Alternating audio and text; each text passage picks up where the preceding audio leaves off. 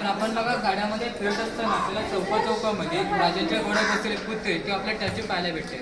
तर आपल्याला कुठे राजांचं मंदिर पाहायला भेटतं असं पूर्ण महाराष्ट्रातलं एकमेव मंदिर आहे. तर यामध्ये त्याची स्थापना केली होती छत्रपती राजाराम महाराज. छत्रपती शिवाजी महाराजांना दोन पुत्र होते. पहिल्या पुत्राचा छत्रपती संभाजी महाराज, दुसरे छत्रपती राजाराम महाराज. त्यांच्या दुसऱ्या मुलांनी 1695 साली इथे आपल्या वडिलांची मूर्ती स्थापन केली होती.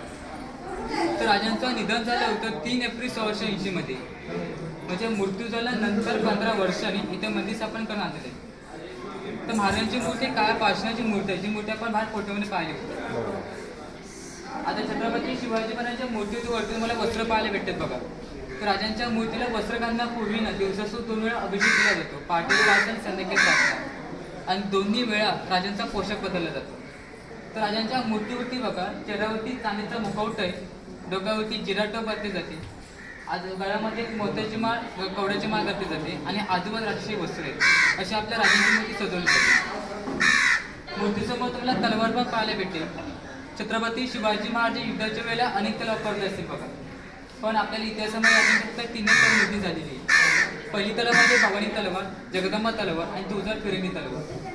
तर आपल्याला जगदंबा तलवार जे पाहायला भेटेल ती लंडनच्या म्युझियममध्ये, जे इंग्रज जाताना घेऊन गेले होते. भवानी तलवार तुम्हाला साताऱ्यामध्ये पाहायला भेटेल, आणि तुळजापूर फिरंगी जे त्या गडात तुम्हाला पाहायला भेटेल. तर तुळजापूर फिरंगीचा इतिहास असा आहे, ज्यावेळेस आपले महाराज वयाच्या 14 वर्षाचे असताना आपल्या वडिलांना भेटण्यासाठी गेले होते विजापूरला शहाजीला. मग त्यावेळेस त्यांच्या वडिलांनी आपल्या मुलगीला युद्धासाठी तलवार दिली होती शहाजीची. ते तलवार या गडाची पाहायला भेटते.